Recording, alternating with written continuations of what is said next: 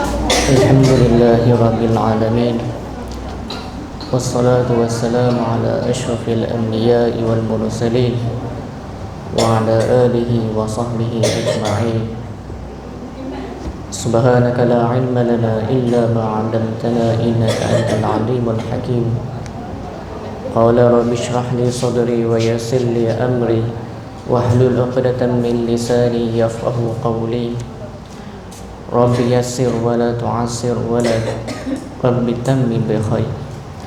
اللهم وسلم على سيدنا محمد حتى لا يبقى من الصلاة شيء. اللهم وبارك على سيدنا محمد حتى لا يبقى من البركات شيء. اللهم وسلم على سيدنا محمد حتى لا يبقى من السلام شيء. اللهم وارحم سيدنا محمد حتى لا يبقى من الرحمة شيء. Amma ba'd. Pertama dan selama-lamanya, marilah kita bersyukur kepada Allah Subhanahu wa taala kerana hari ini kita dapat berkumpul semula di dalam satu majlis kuliatul duha, yang mana kuliah tersebut kita membincangkan satu pembahasan ilmu, iaitu ilmu fiqh. Iaitu kitab itu dinamakan sebagai kitab Safinatul Najah, yang dikarangkan oleh Syekh Salim bin Sumaid Al-Hadrami.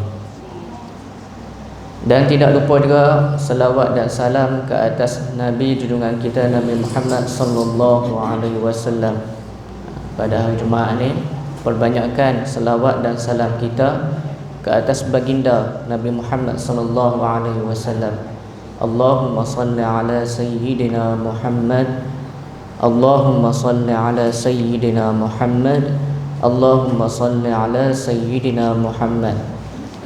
Baik, saya akan sambung semula apa yang disampaikan oleh Al-Fadil Ustaz Fadil. Ustaz Fadil dia kata kat saya, kata dia berhenti dekat fasal yang pertama, iaitu membicarakan tentang arkanul Islam. Lepas tu saya nak sambung pada fasal yang kedua, iaitu membicarakan tentang arkanul iman sittah. Saya nak sambung situ. Baik. Qala musannifu rahimallahu ta'ala, fasal yang kedua, arkanul imani sittatun. An tu'mina billahi wa malaikatihi wa kutubihi wa rusulihi wal yawmil akhiri wa bil qadri khairihi wa syarrihi minallahi ta'ala. Wa ma'na la ilaha illallah la ma'buda bihaqqin fil wujudi illallah. Fasal yang kedua ini membicarakan tentang rukun iman. Ada 6 perkara, iaitu beriman kepada Allah Subhanahu wa taala, kepada para malaikatnya, kepada kitab-kitabnya, kepada rasul-rasulnya, kepada hari akhirat, dan kepada qadar, sama ada baik dan buruknya daripada semuanya daripada Allah Subhanahu wa taala. Dan makna la ilaha illallah itu tiada yang disembah dengan sebenarnya kecuali Allah Subhanahu wa taala. Baik. Kalau tuan-tuan buka dalam kitab syarah pada kitab Safinatul Najah, pensyarah meletakkan kitab fasal yang pertama dan juga fasal yang kedua ni dinamakan fasal ni Kitabul Aqaid, iaitu kitab yang membicarakan tentang akidah. Jadi saya tidak mahu bahas secara panjang, sebab tuan-tuan pun dah mengaji dengan Ustaz Hisham, iaitu Misbahul Munir. Maka dalam kitab akidah.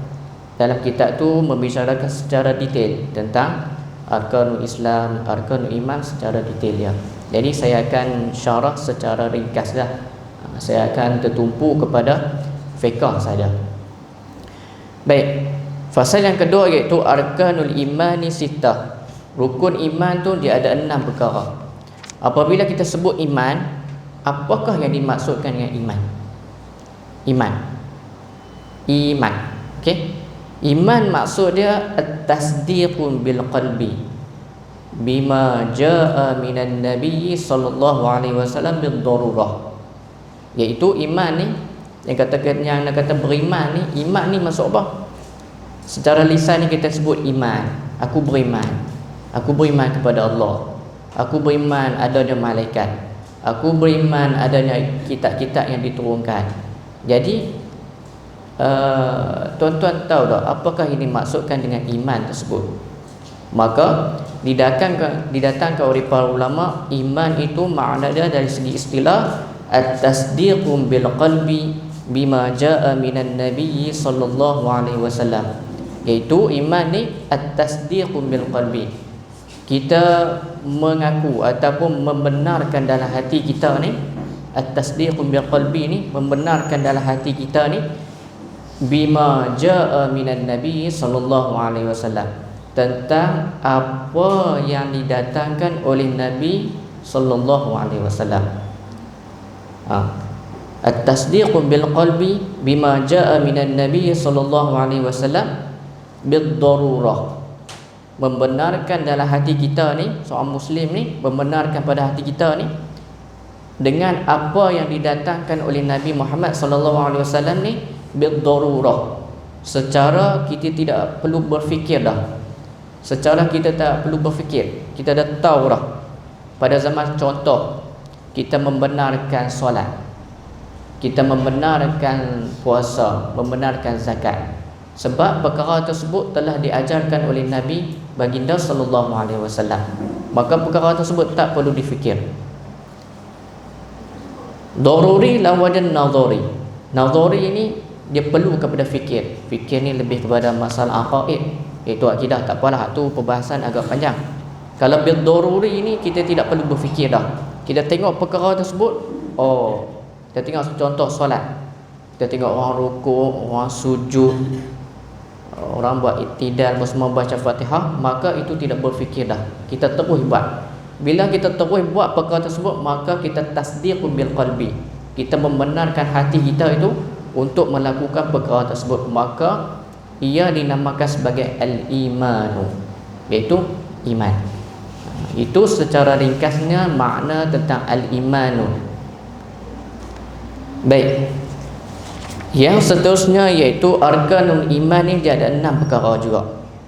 Yang mana arkanul iman ni dia ambil, musannif dia ambilkan arkanul iman ni dia ambil pada hadis Nabi SAW.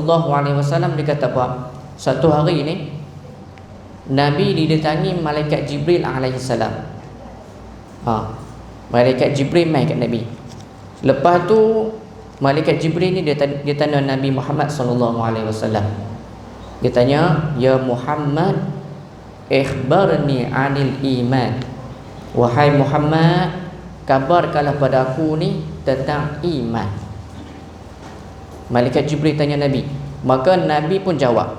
Nabi jawab ni lah, "An tu'mina billahi wa malaikatihi wa kutubihi wa rusulihi wal yaumil akhiri wa bil qadri khairihi wa syarrihi minallahi ta'ala."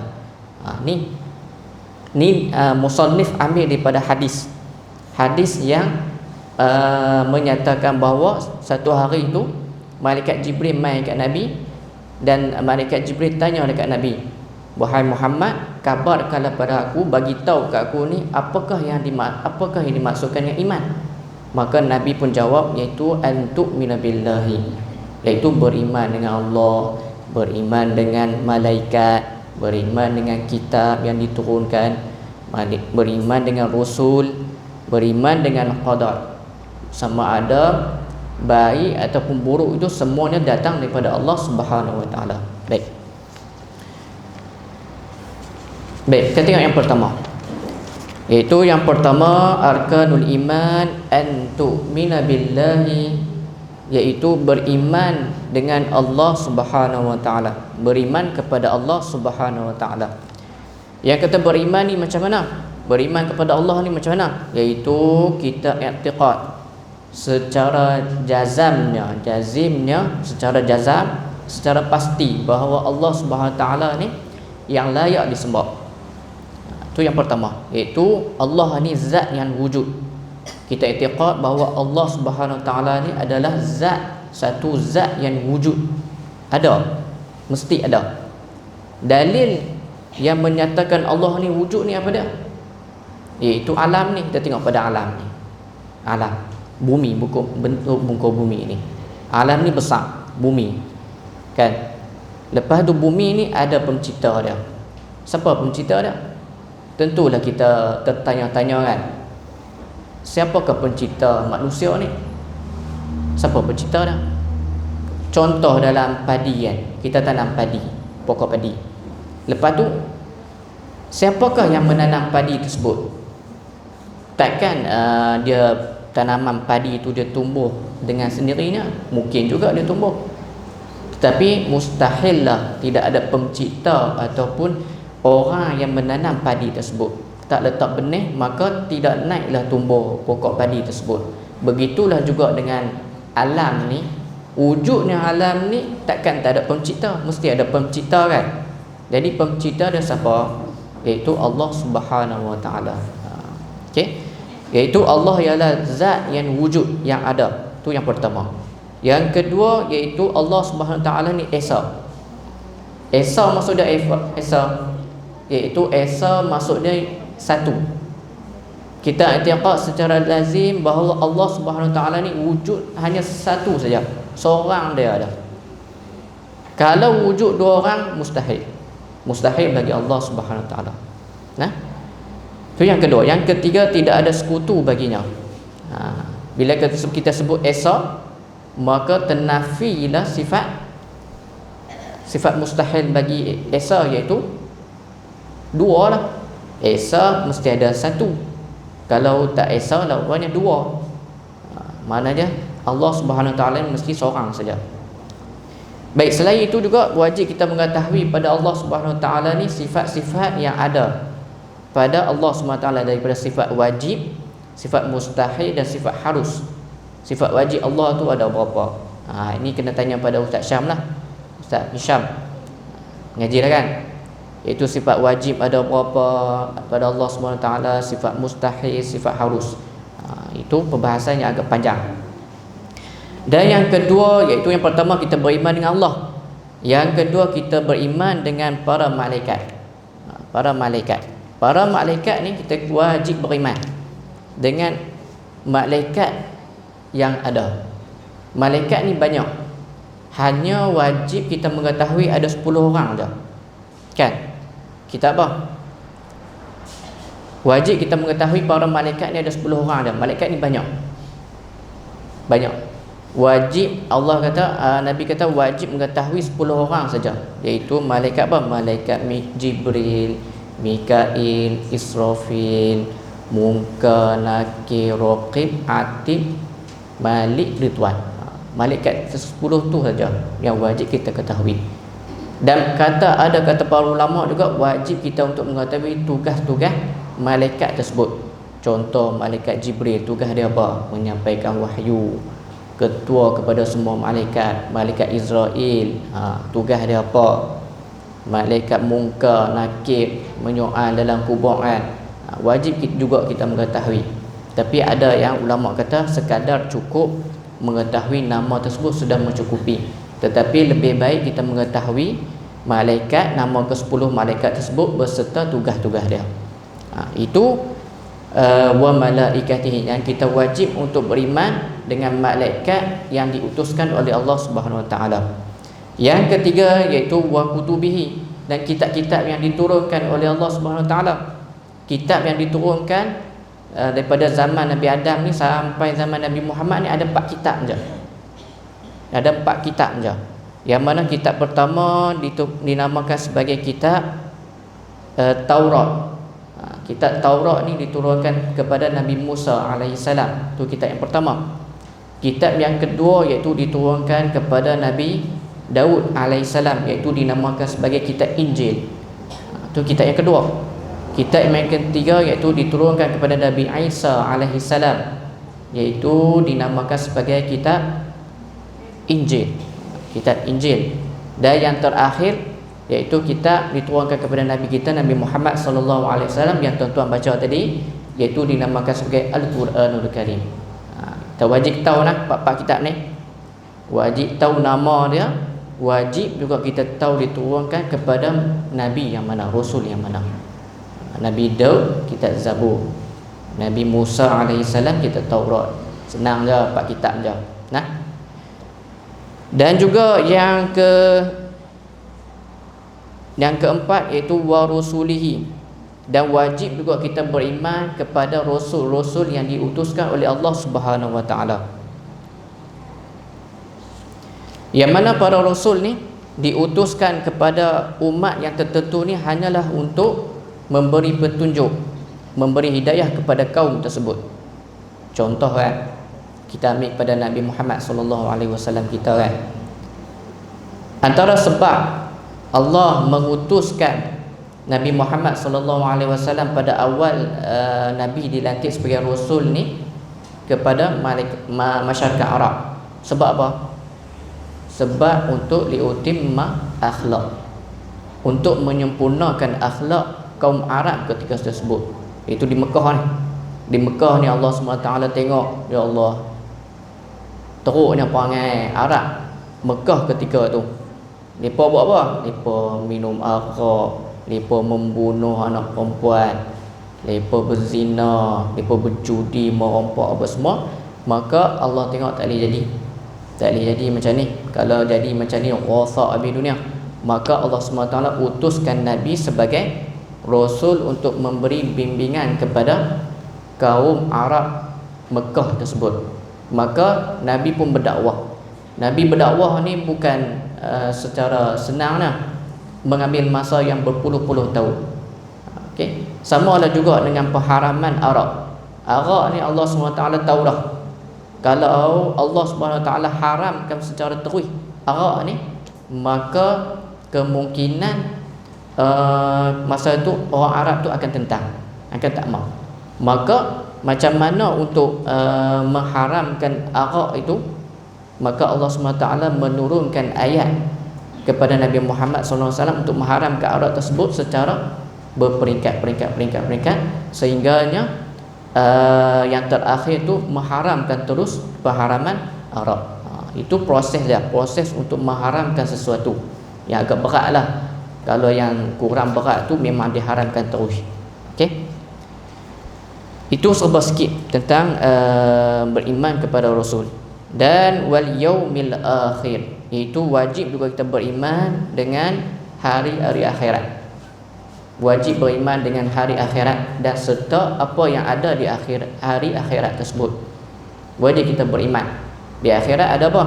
Ada padang mahsyar, ada hisab, ada mizan, ada titian sirat, ada syurga dan neraka. Maka wajib juga bagi seorang mukmin untuk beriman dengan perkara-perkara tersebut. Hari akhirat ni hari kiamat lah. Hari kiamat ni pasti akan berlaku. Pasti akan berlaku. Okey. Dan yang seterusnya iaitu wabil qadri khairihi wa syarrihi minallahi subhanahu wa ta'ala, iaitu kepada qadar baik dan buruknya daripada Allah Subhanahu wa ta'ala.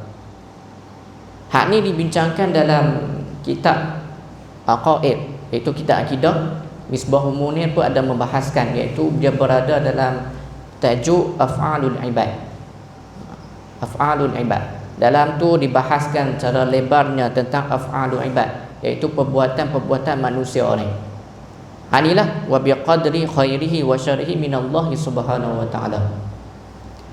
Dalam tu adalah mazhab Maturidiyah, Asy'ariyah, Mu'tazilah, semua masuk yang membahaskan tentang Af'alul Ibad, iaitu membahaskan tentang pembuatan manusia ni.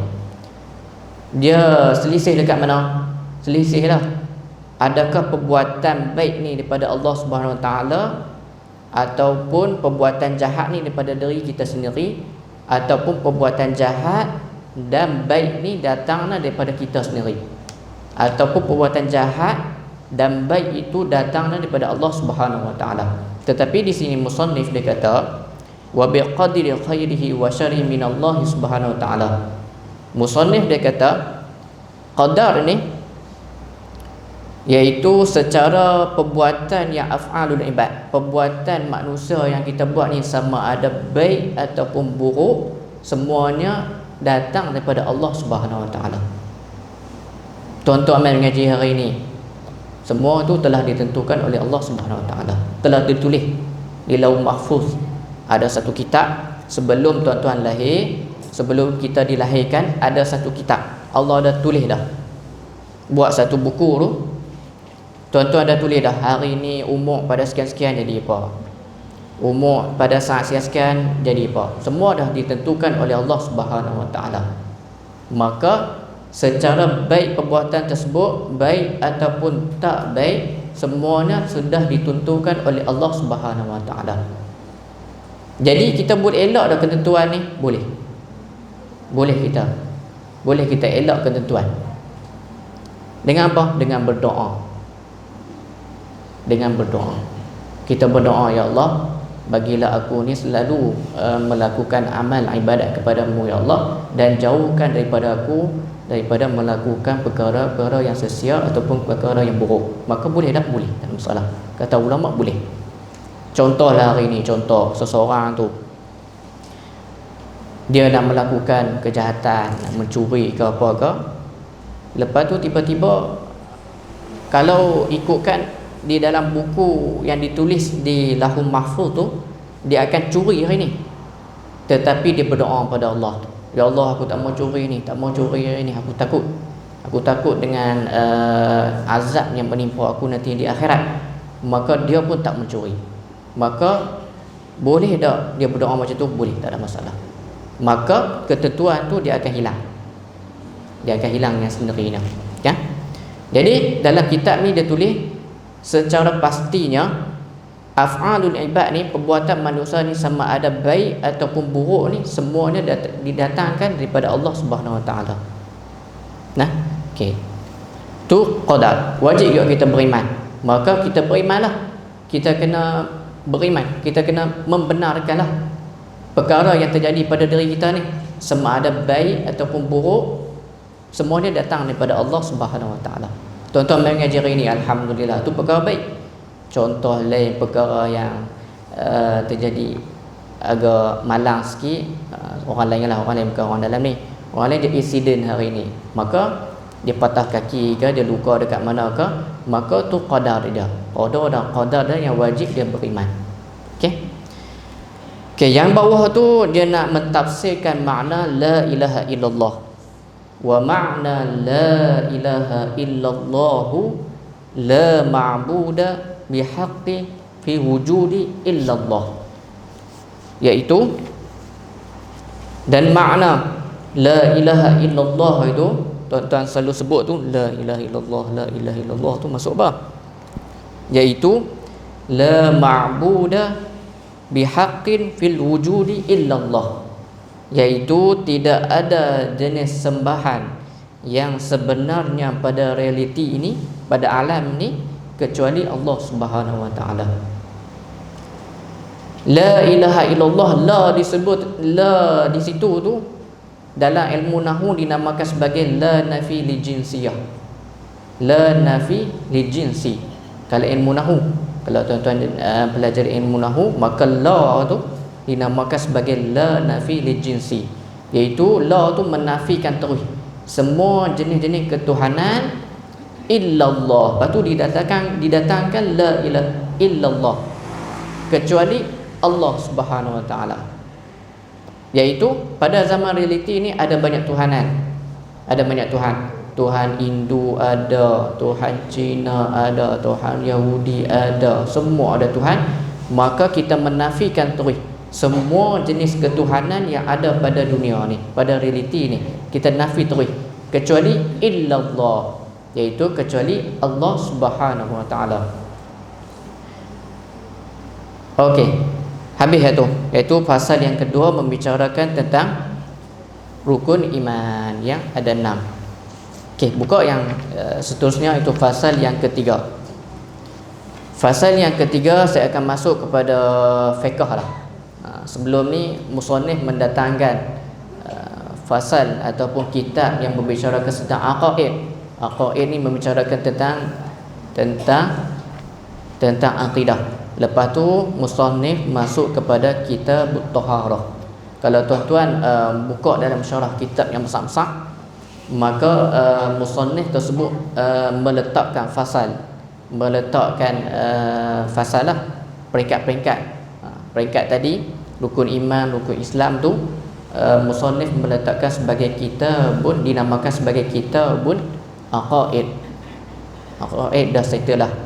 Maka selepas tu fasal yang ketiga, fasal yang keempat, fasal yang kelima ni dan seterusnya tu akan membicarakan tentang kitabut taharah, membicarakan kitab taharah, iaitu kitab bersuci. Fasal yang ketiga iaitu alamatun bulughi, membicarakan tentang alamat-alamat bulugh, iaitu alamat-alamat baligh.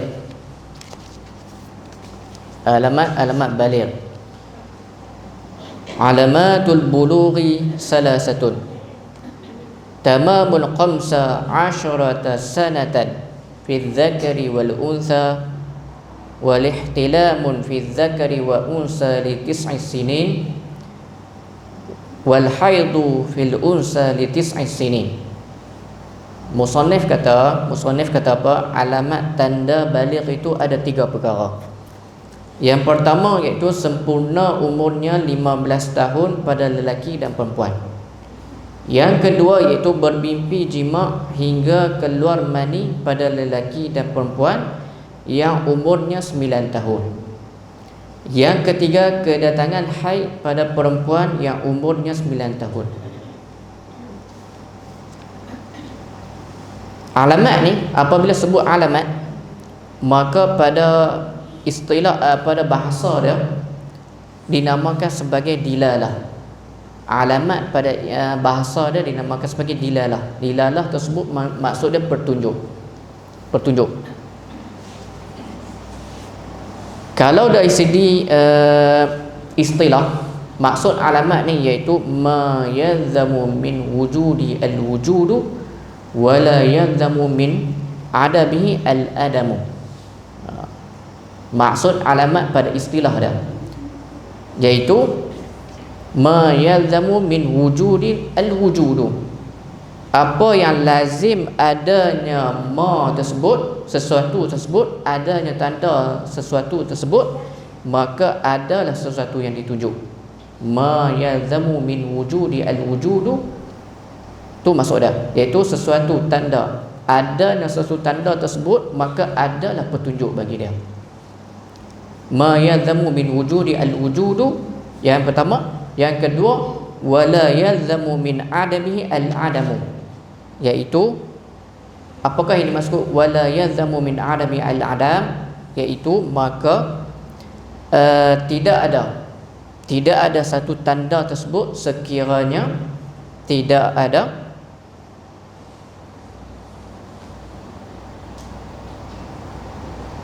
kalau tak ada tanda tersebut, maka tidak ada petunjuk bagi dia. Kalau ada tanda, adalah petunjuk dia. Kalau ada tanda, ada yang ditunjuk. Kalau tak ada tanda, maka tak ada lah ditunjuk. Contoh, saya bagi contoh. Contoh, ada taik kaldal, taik kuda depan ni. Maka kita nak tunjuk kata apa? Nak tunjuk kata ada kuda yang lalu tadi itu. Ada tanda, adanya yang ditunjuk. Adanya taik kuda tersebut, adanya kuda tersebut lalu dekat sini.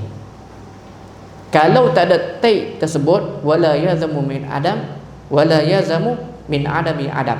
Kalau dah tak ada tanda dekat lantai ni, maka tak ada lah kuda tersebut lalu ketika ni. Begitulah juga dengan tanda alamat bulugh ni, kalaulah ada tanda tersebut, maka adalah yang ditunjuk. Kalau tak ada tanda, tak ada lah ditunjuk. Macam tu je perbahasan dia. Okey, kita tengok yang pertama. Dia ada 3. Alamatul bulugh ada 3. Alamat-alamat baligh ni dia ada 3. Ini secara asasnya. Kalau kita masuk dalam sikit, masuk dalam kitab yang lebih dalam, dia ada 5. 3 ni yang disebutkan oleh musannif. 3 dalam kitab ni ada. 2 lagi ditambah dalam syarah yang kitab besar, iaitu dia special case. Dia dua lagi tu saya akan beritahu nanti akhir ni, iaitu dua perkara lagi, iaitu dia special case. Special case nanti saya beritahu. Baik, kita masuk yang pertama. Yang pertama iaitu tiga ni, dua dikhususkan kepada lelaki dan perempuan, satu lagi dikhususkan kepada perempuan saja. Yang pertama iaitu tamamun khamsa asharata sanatan fi dzakari wal unsa, iaitu sempurna umurnya 15 tahun pada lelaki dan juga pada perempuan. Yang nak kata cukup umur 15 tahun, yang kata cukup umur tu mesti tahdidiyah. Tahdidiyah ni maksud dia apa? Maksud dia memang sampai umur 15 tahun tersebut.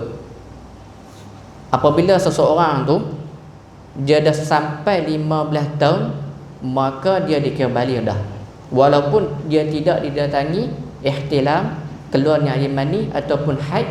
Maka apabila dia sampai 15 tahun, maka dia sudah dikira sebagai baligh. Yang mana nak kira 15 tahun ni kita kena ikut kepada kalender Qamariyah, kalender Hijrah, bukan kalender Masihi. Kalender Masihi ni kalender kita ni lah. Hari ni 23, bukan 23. Kalau kalender Hijrah hari ni berapa bulan? 23 dia kan, 23 Zulhijjah.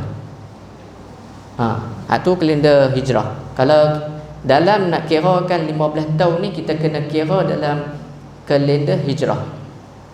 Contoh hari ni ada lahirnya seorang manusia, maka daripada waktu ni, daripada hari ni kita dah kena start kira dah.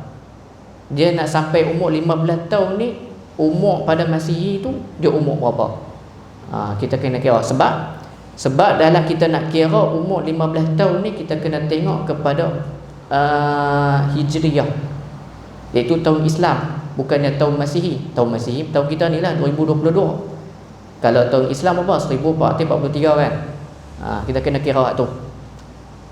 Tu yang pertama, secara qamariyah. Okey. Yang kedua iaitu al-ihtilam.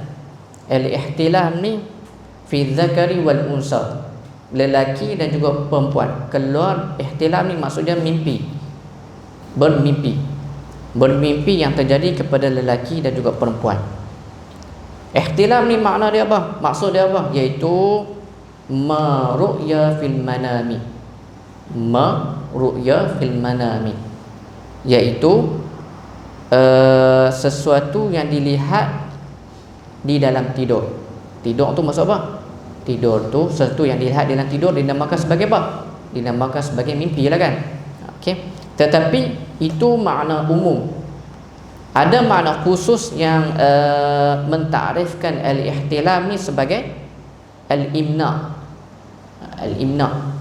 Imna ni maksudnya khurujul mani, keluarnya air mani tersebut. Yang nak dikatakan keluarnya air mani tersebut, tak semestinya kita bermimpi. Dalam syarak, dalam terjemah dia kata bermimpi jima. Kalau seseorang tu bermimpi tentang jima, maka dia keluarnya air mani, maka dia sudah dikira baligh. Kalaulah seseorang tu dia tak bermimpi minyak pun, tak semestinya dia bermimpi jima. Lepas tu dia makin tidur, tengok dia keluar air mani, dia ada tanda-tanda dah lah. Lepas ni kita akan bincang pula tentang tanda-tanda ataupun ciri-ciri air mani tu dia macam mana, pekat ke, berbau dia macam mana, warna dia apa dia, semua ni akan dibincang selepas ni. Dia bermimpi ni, keluar air mani ni, tak semestinya dia mimpi berjima, mimpi benda-benda pelik. Tak. Kadang-kadang dia bermimpi naik motor ke, ragah pokok, bermain, tiba-tiba tengok makin pagi-pagi tengok basah. Maka dia nak dikira tak sebagai baligh lagi pada waktu tersebut? Ya, dikira sebagai baligh dah, walaupun dia tidak bermimpi berjima. Sebab yang dikira tu bukan mimpi, yang dikira tu khurujul mani. Apabila keluar mani tersebut, maka dia sudah baligh. Okey. Sebab Musannif dia letak al-ihtilam. Al-ihtilam ni maksudnya bermimpi. Bermimpi tu sebagai sebabnya bermimpi itu keluarnya air mani. Air mani itu nama dia apa? Nama musabbab.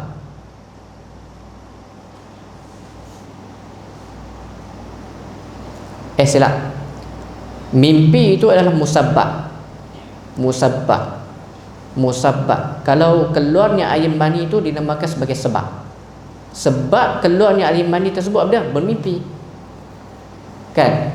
Sebab kenyangnya tu sebab apa? Sebab makan. Makan tu dinamakan sebagai musabbab. Penyebab juga sebab. Penyebab kepada sebab kenyang tu sebab apa? Penyebab dia apa dah? Makan. Gitulah juga dengan khurujul mani, keluarnya air mani itu sebab apa? Keluarnya air mani itu dinamakan sebagai sebab. Penyebab keluar air mani itu sebab apa? Iaitu bermimpi. Itu je yang dimaksudkan dengan musannif. Baik. Yang seterusnya, okey, baik. Tadi saya lupa untuk membahaskan tentang bulugh ni. Bulugh ni apabila seseorang tu telah sampai ke tiga alamat tersebut, maka dia dah terkena taklif pada dia. Taklif ni maksud apa? Iaitu dia termasuk dalam lingkungan syarak. Apabila dia dah sampai dah alamat bulugh, maka wajib ke atas dia tu terkena taklif. Taklif ni iaitu bebanan syarak. Bebanan syarak macam ni lah. Macam kita buat sekarang ni. Kita wajib solat, kita wajib puasa, wajib pergi haji kalau berkemampuan, wajib zakat apa semua kan. Maka wajib juga ke atas mukallaf tadi tu, dia kena taklif pada dia tu, dia wajib juga buat perkara tersebut. Kalau dia buat perkara tersebut, maka dia dapat pahala. Kalau dia tinggal, dia dapat dosa. Macam itulah, macam tuan-tuan buat sekarang ni kan. Itu dinamakan sebagai taklif, iaitu bebanan syarak ke atas orang tersebut. Baik, yang terakhir iaitu wal ihtilamu fi zakari wal unsa li tis'i sinin. 9 tahun lah pada lelaki, pada lelaki ada juga 8, ada juga 9, ada juga 10. Kalau dia keluar awal, maka dia balik awal. Kalau dia keluar mani tu dia lewat, maka dia lewat dia balik dia. Dan yang terakhir iaitu wal haidu fil unsa li tis'i sinin. Dan kedatangan haid tu pada perempuan yang umurnya 9 tahun. 9 tahun perempuan ni yang kata 9 tahun keluar air mani dengan haid ni ikut juga kepada kalender hijrah, kalender Islam, bukannya kalender Masihi. Semua dikira sebagai kalender hijrah, tidak dikira sebagai 9 tahun, 10 tahun, 15 tahun, semua ikut kepada kalender hijrah. Kalau tuan-tuan nak tahu umur tuan-tuan ni mengikut kalender hijrah berapa kan, tuan-tuan boleh buka dalam Google, tulis ada satu web tu, Jakim buat kot, Jakim buat, tuan-tuan buat tarikh lahir pada Masihi berapa hari bulan, maka dia akan kira dah. Dia akan kira. Contoh umur saya 28 tahun kan. 8 saya bubuh dalam app tersebut 8 hari bulan 3 1994 contoh. Maka dia akan kira siap dah. Berapa hari tuan-tuan hidup di atas muka bumi ni, daripada zaman lahir lagi sampai zaman keluar. Contoh saya tengok kemarin, kalau umur 28 tahun 10,000 dah. 10,000 hari dah saya ada dekat muka bumi ni. Lepas tu saya tengok balik umur pada tarikh hijrah saya berapa, iaitu dia lebih pada setahun pada kalender Masihi, iaitu pada umur Masihi saya 28, kalau kalender hijrah 29. Dia lebih setahun. Tuan-tuan boleh check lah, search Google iaitu kalender hijrah, maka dia naik laman Jakim tu, maka tuan-tuan bubuh dalam tu umur zaman bila dilahirkan, dia akan kira siap. Okey.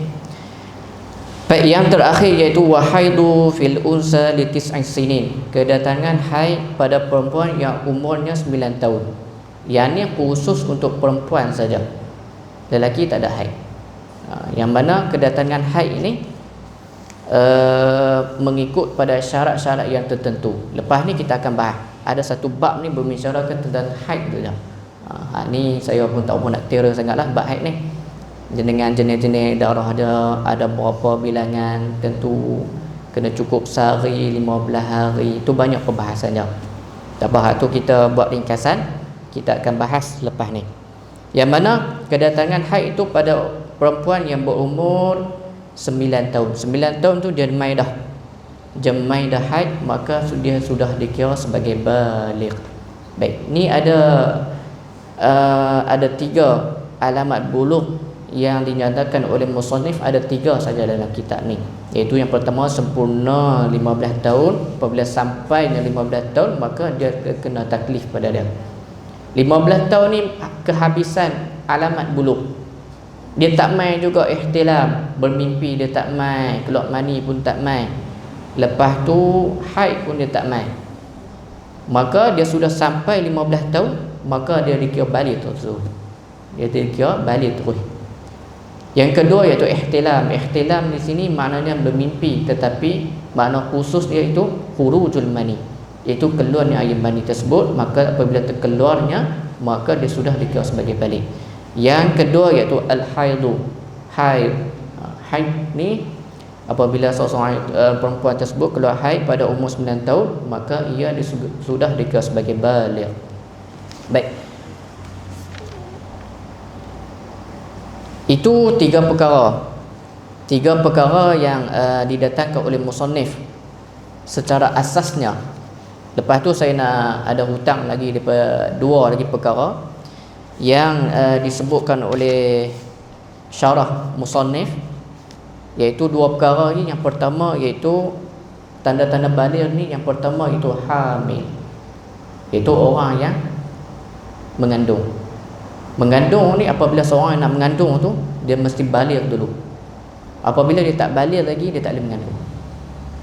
Itu yang pertama. Yang kedua iaitu, saya tambah 2 lah. Yang pertama tadi hamil. Hamil ni adalah salah satu daripada tanda-tanda baligh juga. Yang kedua iaitu ditambah oleh musannif ataupun syarah kepada Safinatun Najah, yang kedua tumbuhnya bulu ari-ari. Itu tanda yang kedua. Sebab apa ulama bahaskan tumbuh bulu ari-ari ini? Sebab ia dibincangkan dalam bab luqatah. Luqatah kot. Luqatah iaitu, sebagai contohnya ustaz saya bagi tahu, kita jumpa, kita pungut anak ada jalan. Kita pungut, orang tahu anak ke siapa kan, lupa anak tengah jalan, lepas tu kita ambil dia nak belah. Ambil kita tanya dia, umur berapa ni? Hantar dia umur berapa? Lepas tu dia kata tak tahu. Maka ulama sebut, macam mana kita nak tahu umur dia baligh ataupun tak baligh lagi? Maka ulama kata kena tengok sikit bulu ari-ari dia tu tumbuh ataupun belum. Kalau dah tumbuh, maka ia dikira sebagai baligh dah. Kalau tak tumbuh lagi, maka dia belum baligh. Itu panduan yang diberikan oleh ulama tentang dalam bab luqatah. Luqatah ni pungut. Kita nampak tengah jalanan ada sesuatu barang yang terjatuh. Itu termasuk dalam kitab membicarakan tentang babul luqatah. Luqatah ni barang tinggal orang tinggal. Jadi apakah, ada perbahasan ulama panjang pada masalah tersebut. Ada barang tu jatuh dekat tengah jalan. Lepas tu kita ambil barang tersebut. Apakah hukum kita ambil barang tersebut? Adakah boleh ataupun tidak? Dalam tu dibahaskan dalam kitab muamalat kot. Tu panjang. Tapi saya nak sentuhkan pada itulah bab yang kelima ni. Perkara yang kelima ni, tanda-tanda baligh, iaitu tumbuhnya bulu ari-ari, yang dibahaskan dalam kitab babul luqatah, iaitu anak pungutan. Kita pungut anak tersebut. Kita nak tahu baligh ataupun tidak, kita tengok kepada bulu ari-ari dia, adakah naik ataupun tidak. Kalau dah naik, maka itu dia sudah balik ataupun dia tak tumbuh lagi, maka dia belum balik. Okey, baik. Tu je fasal yang kedua dan juga fasal yang ketiga. Lepas ni kita akan masuk syurutu istinja bil hajari samaniyah. Lepas ni kita akan masuk pada syarat istinja. Istinja dengan batu. Kita pi ni nak buang air besar. Lepas tu tengok-tengok air tak ada. Jadi macam mana kita nak membersihkan tempat yang keluar najis tersebut? Maka kita guna kaedah al-istinja, iaitu istinja. Istinja dengan batu. Pernah dengar kan? Kita ambil batu, lepas tu kita calik dia. Maka dia menjadi suci. Kesan dia ada, tapi apabila kita calik tu, kita sudah dikira sebagai suci dah. Maka kita boleh melakukan solat, puasa, apa semua boleh. Itu ruksah nama dia. Baik, takat tu saja. Lepas ni pula ada pengajian sesi yang kedua. Masa yang diberikan pada saya iaitu 9.45 le 9.50 dah. Jadi ada apa-apa soalan? Tak ada soalan lah. Faham ke no? Kalau faham, alhamdulillah. Kalau tak faham lagi, boleh tanya saya semula, ataupun boleh buat muzakarah semula, buat pembincangan dengan kawan-kawan semula, tanya balik apakah yang dimaksudkan dengan sekian-sekian macam mana dan seumpama dengannya. Wallahu a'lam. Assalamualaikum warahmatullahi wabarakatuh.